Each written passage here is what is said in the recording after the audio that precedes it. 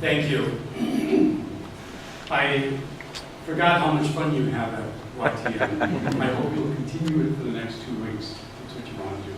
It's a great experience. The topic that I'm offering a few comments on this morning connects very well with the lovely prayer service that you just had, especially with the video, and I appreciate that. It's a nice introduction. So the Bible tells us that the earth is the Lord's, that everything, all of creation belongs to God. We read that in Psalm 24, verse 1, which tells us that the earth is the Lord and Lord's and all it holds, the world and those who dwell in it. Everything belongs to God. The Bible also tells us in the 2nd chapter of the book of Genesis, verse 15, that we are to care for God's beautiful and bountiful creation. It tells us, quote, "The Lord God then took the man and settled him in the Garden of Eden to cultivate and care for it." And finally, the scriptures tell us that we are to care for all of God's people, especially those who are poor, vulnerable, or marginalized in any way. In more recent years, Catholic social teaching has come to talk about this as the preferential option for the poor, meaning that we are to respond always to somebody's immediate needs as we see them, as we encounter them, and that we are to work for changes in society and around the world, changes that make it easier for all people, especially those who may be poor, to have a dignified life. The preferential option for the poor. So how are we doing? Especially, how are we doing in caring for all of God's creation? We all know there are many environmental problems, and you're going to be hearing about a lot of them, I'm sure, over the next 2 weeks, given that this is your general theme for the YTM program this year. But the one that I'd like to offer just a couple of comments on here this morning is that of climate change and its expression in what we call global warming. Scientists on this issue are telling us that we're not doing very well at all. And 2 examples of that. Very recently, about a month ago, the National Climate Assessment came out, which told us that climate change already is affecting life in America. It's not just something that we have to be concerned about for the future. We do indeed.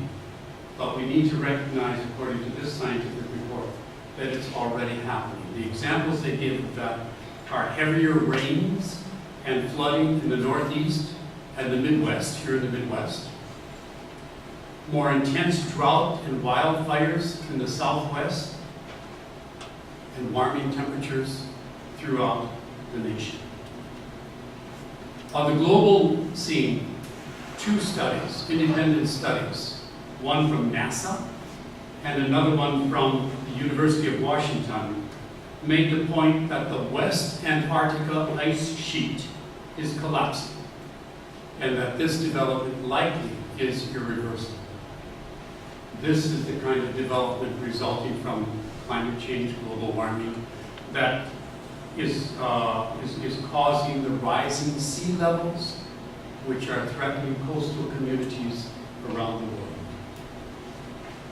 So what's the problem with all this? Why is all this so wrong? Why are we talking about this kind of stuff in theology?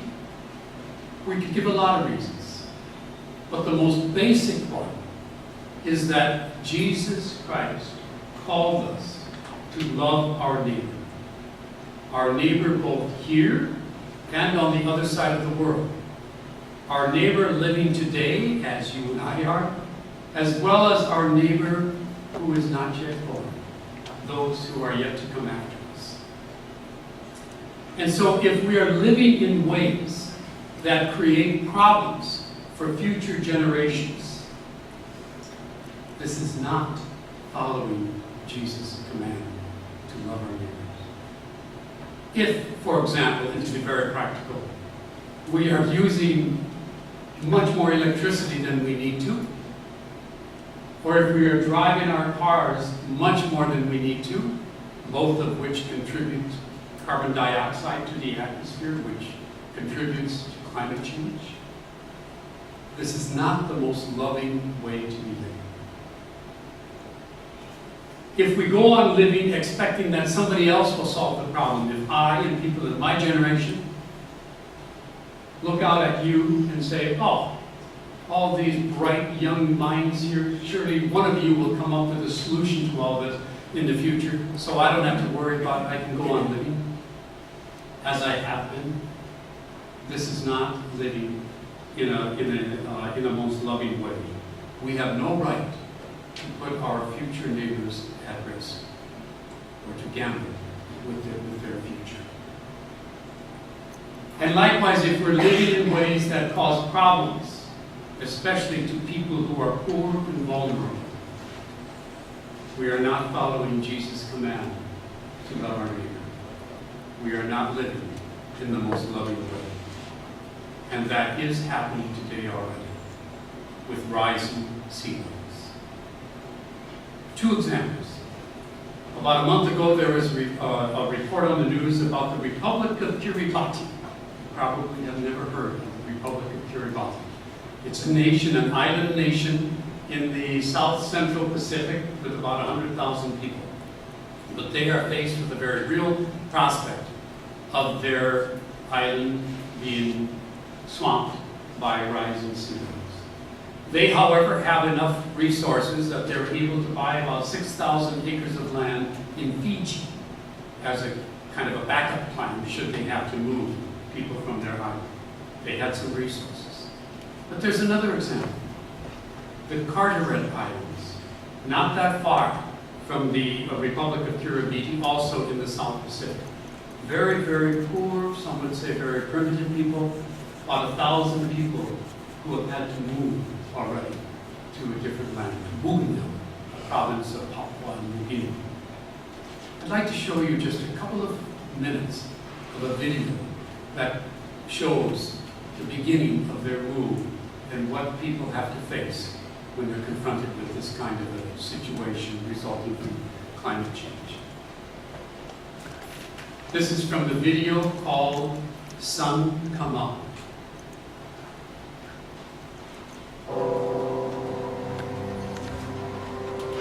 Bukan itu again or listeners na especially on the youth society signal permanent please again on the second time long night Saturday night.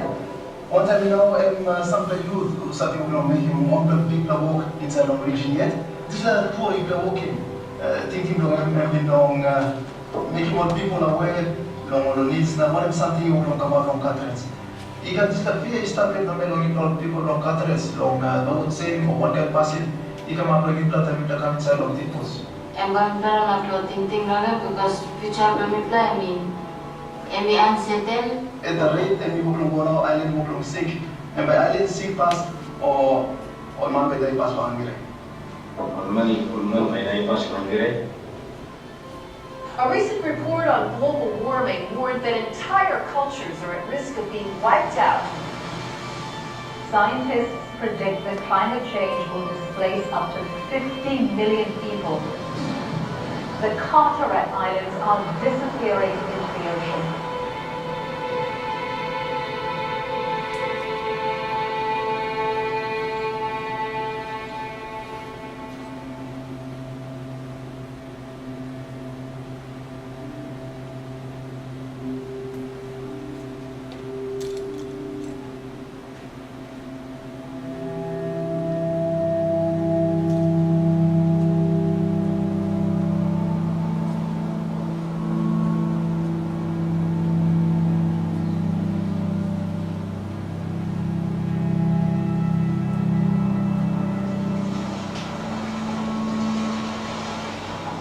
We are an island community.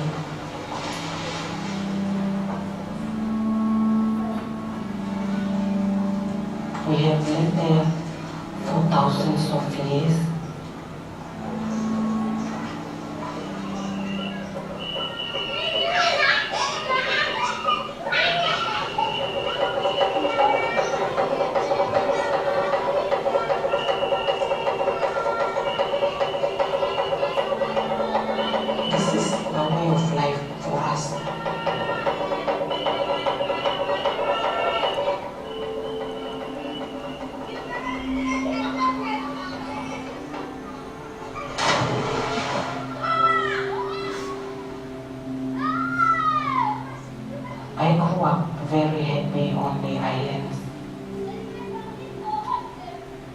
those times the sea wasn't as cruel as it is today.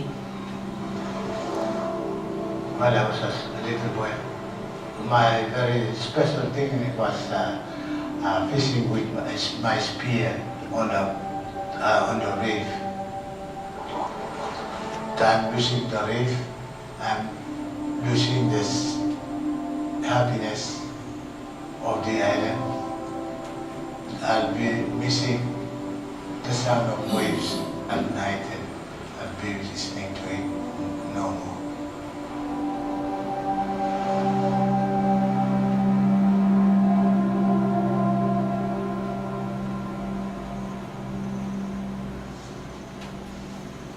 You see this area here? We have been using it for planting our garden crops. Last year, we had banana trees, sugarcane, swamp taro. These areas here were filled with crops. The beginning of this year, we had this king tide, and this area here was flooded with pure salt water. Destroyed everything we planted. The place is turned into a small desert.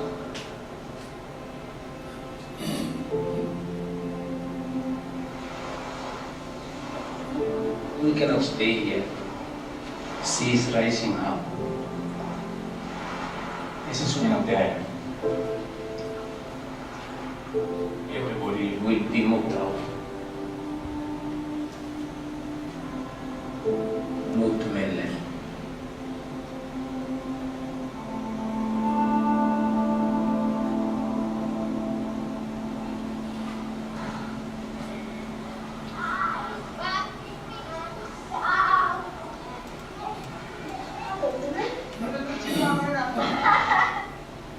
This is one of the families that are willing to go to mainland. His family is first on the list.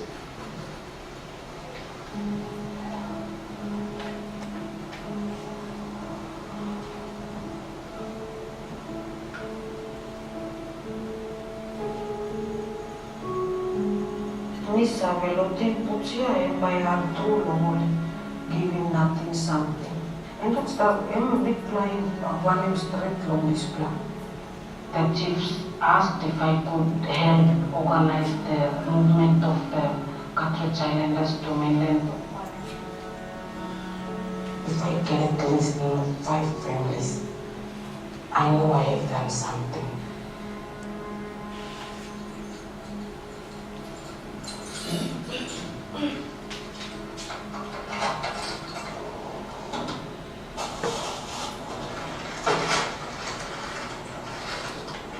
This is our traditional ceremony. We will use this together with pigs for buying land and to build a bond between the Cartridge Islanders and the mainland people.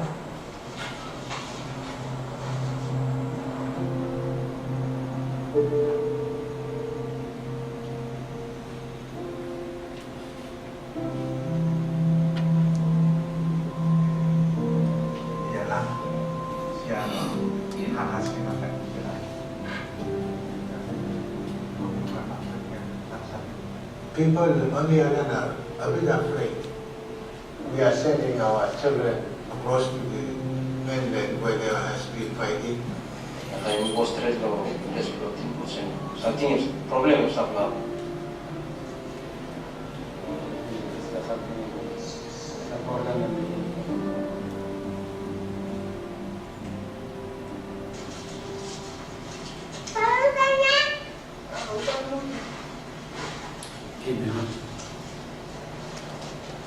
Amen. David, can you turn it out? Thank you. Thank you. That's an example of how this environmental issue, climate change, global warming, melting of ice caps, rising levels of water, can impact people, and especially people with very, very limited resources. As we well know, the people in the human community who do and will suffer the most from environmental problems will be those with the least resources to either resist or to adapt to the changing environment. And that's an example of that. Just to update that, this began in 2005. By about 2010, the entire community of Carteret Islanders had been moved to Bougainville, the larger island. The United Nations has referred to them as the world's first climate change refugees. The video again is Sun Come Up. If you want to see the whole one, it's available at the library at St. Ben's, but you can get it through St. John's as well. Okay, so finally then, climate change is not just about polar bears in Alaska losing their habitat. It is that, and that's very serious. But it's also about people, and it is especially about people who are least able to handle the consequences of climate change. And it is about caring for God's beautiful and bountiful creation, as we were asked to do in the second creation story in Genesis 2. If we do that, we will also be caring for God's people, especially those whom Jesus asked us to care for in Matthew 25, parable of the Last Judgment. But in order to do that, we need to think about how we live and if there are simple daily actions that we can change. And if we do that, these actions likely will lead us to consider bigger structural changes and policy changes that we can help make in our society and around the world. So thank you, and if you have any comments or questions, I'd be happy to respond to them.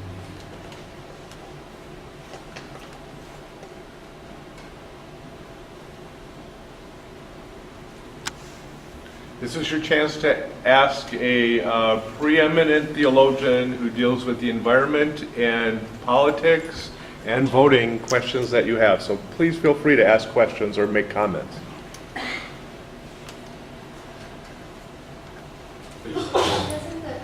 Hasn't it always kind of changed throughout Earth's history? It has always changed. If you didn't hear her question, hasn't the climate always changed throughout human history? And yes, it has. What's different now and what is concerning most of the world's scientists right now is the fact that this change is happening more rapidly, and the very strong belief that humans are contributing to it in ways that to a greater degree than we have in the past. So it's both questions, the two questions in that, and that often come up, are is it any different from the past? And secondly, is human behavior really contributing to it? Those are the two questions, and my response, based on, I'm not a scientist, but based on what I read from scientists, is that the answer to both questions is yes. It's happening more rapidly, and there are things we are doing, especially the kinds of actions, and the two examples I gave, because they're the easiest to give, of ways in which we contribute a great deal of carbon dioxide, greenhouse gases, up into the atmosphere, our automobiles, and our use of electricity. We could point to a lot of other examples of that as well. Recently, the President of the United States, how do I want to say this, gave direction to the Environmental Protection Agency to require states to meet certain carbon cutbacks in carbon emission levels by, I forget what year, 2030 or something, or 2020. That's an example of a larger public policy kind of thing that can be done. So sorry about that. The response to an issue like this is both our personal, individual actions, what we can do in our own lives as we live our daily lives, but also the larger things, how we might impact public policy. Can anybody think of any way we might do that?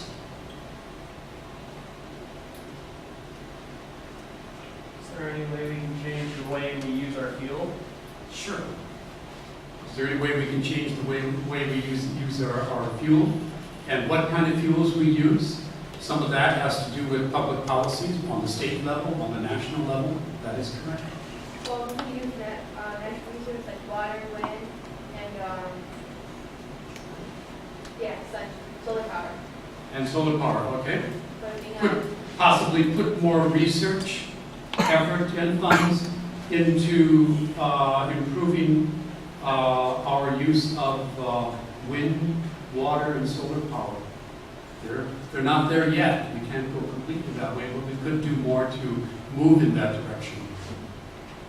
Do you think cutting down the rainforests is causing the greenhouse gases to fall? Cutting down the rainforest is one contributing factor. There are many, many things we can look at. Some people will point to the fact that cows are a major emitter of one form of the gases that contribute to this, and they are. And so there again, think of the human connection. The more we rely on a diet of red meat, that especially that is dependent on beef. Not that I'm saying we all have to become vegetarian, but that's also a contributing factor. The rainforest, cutting down the rainforest is a problem for a lot of other reasons as well. Well, I have a question for you. Why do you think Catholics in general don't connect their faith to this issue of climate change? I think it's because Catholics in general don't connect their faith to a lot of social issues in our life out there. I think we need to do a lot more of that. Let it become almost a habitual way of thinking about our faith, our religion, to realize that what we do in the church around the Eucharistic table on Sundays, for example, has everything to do with what we do out there every moment of our lives, every day of the year. But that's a connection we have to be much more accustomed to make. If we can do that on a regular basis and be comfortable with that, we won't have a problem seeing that this issue is also related to our faith, or that our response to this issue, in responding to this issue, we should be taking guidance from our faith. Because there's a lot in our religion, in our teachings, that tell us we must not let this continue. We have to be public people out there. Bernie, just last night I met Marina from Alaska, who told me that we had their winter this year. Wow. We in the Midwest. Because Marina told me it was very mild, less snow, and that brought it home very much. A girl sitting right next Good to me example. Thank you. from Alaska. Okay. And we know that there are also stories of migrations changing, species adapting to it as they must. There are other indications. In Alaska too, it's very it's in the news all the time. Besides the polar bear and its habitat, we've had several villages on the western coast of Alaska who have had to relocate their villages further inland because the sea is taking their villages. It's not just the Carteret Islanders, it's there too. Okay. One suggestion I have is some of you will be going to the Capitol this week or next week. Well, while you're here, I think you will also, part of that trip is to go to the Minnesota Catholic Conference, is it not?